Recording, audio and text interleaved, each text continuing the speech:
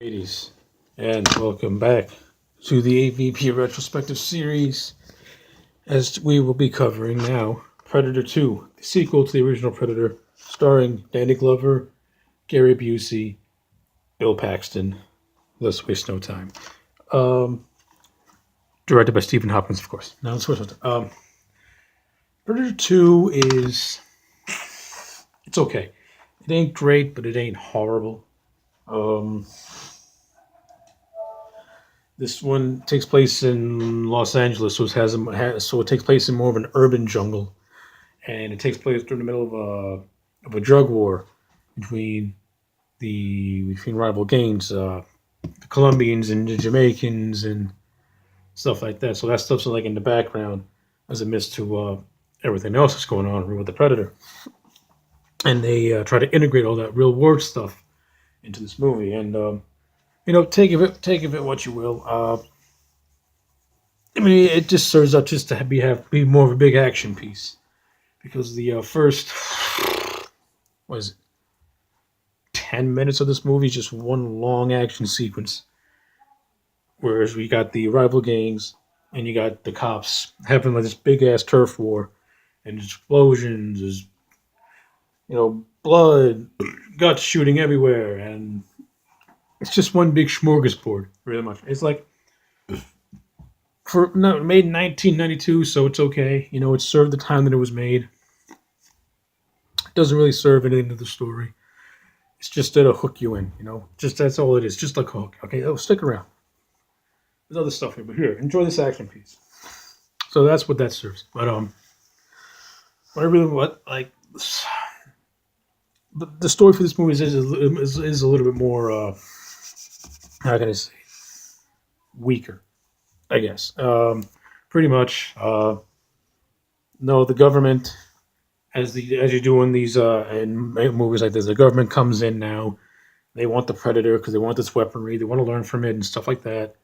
And of course, as usual, when the government gets their hands on something like this, they don't fully understand it, and they're going to risk their lives of others for their own personal gain. Pretty much, the government is incompetent in science fiction movies, and for damn good reason, because they got no common sense.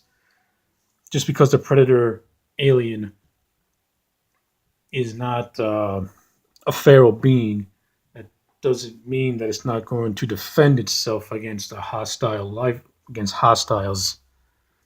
You know what I mean?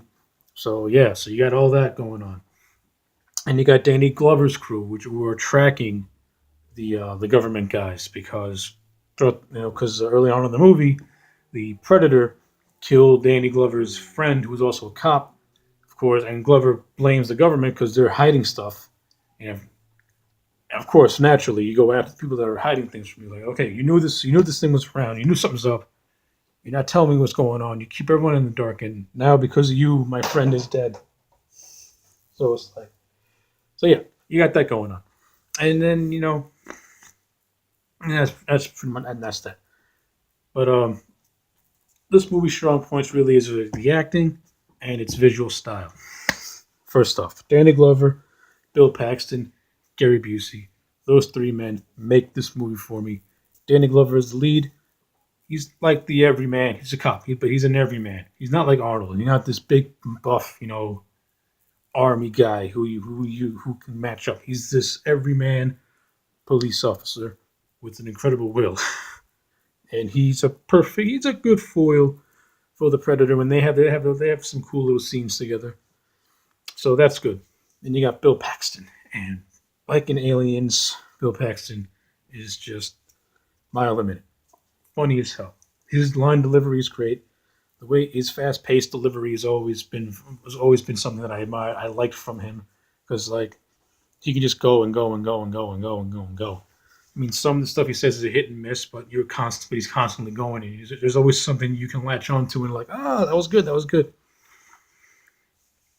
So that's Bill Paxton, and then you got Gary Busey as the secondary antagonist, the government official, and his whole thing is that, and he's hunting the predator to study it, and learn from it and gather its technology so they can, for the sake of science and stuff like that, and evolve and that again.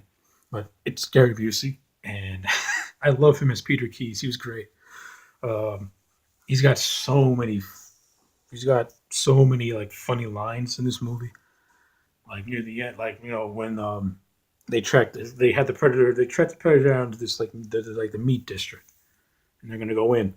And he has this line where he says, "This predator is hunter. This is his jungle. Lions, the tigers, the bears. Oh my!" I just love the way he delivered that line because he's just so good. Gary Busey's a great actor. I like Gary Busey a lot. He's good. But the visual style of this movie is what really stands out. It's directed by Stephen Hopkins, who directed Nightmare on Elm Street Part Five, The Dream Child. So this movie's got like a lot of gothicness to it, especially with its night scenes, and it's also got a lot of comic book inspired pinup shots. You know what I'm saying? There's one pretty cool like little pinup shot where like the predator's on top of a building and he holds up a skull with a spinal cord hanging out. You got the lightning coming down, and it's like that to me is like a classic comic book splash page right there. And you get some of those. You get some of those comic book pages. Like there's one thing where he chops a guy's head off. Like, the Joker named Kim Willie chops off his head off and has a skull. And there's a scene where he's walking, and the camera's on his zoom is on King Willie's severed head, pulls back and see Predator walking, and the face is just looking into the camera. And you can easily draw that in a comic book panels, and it'll look great. So yeah, its visual aesthetic looks fantastic, and its Easter eggs is also memorable too. There's near the end of the movie, they go into the alien spacecraft, which to me the interior looks great. The sound stage that they used and dressed it up looks fine, looks really cool. But you see the Predator's trophy case, and you see all the different aliens that it's killed and took as trophies over the years, and you get the Xenomorph cameo. And Predator 2 was the movie that pretty much said that the Xenomorphs and the Predators live within the same universe. So that's pretty much where the seed was planted, was in Predator 2. Okay, well, anyway, overall, this is a solid movie. I give it a 6 out of 10. Not horrible, not bad.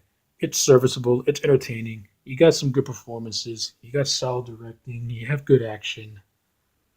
And that's pretty much all that this movie delivers. It's not as good as the first one. Like a lot of the cast members, a lot of the cast in Predator 2 is not as memorable as the cast in Predator and the original Predator. But for what they are, they serve the story. And again, Glover, Paxton, and Busey to me are the ones that really stand out, and the ones that if those three weren't in this movie would have sucked. This would have been horrible. It's like Busey, Glover, and Paxton gave Predator 2 its credibility, especially Danny Glover as the lead, because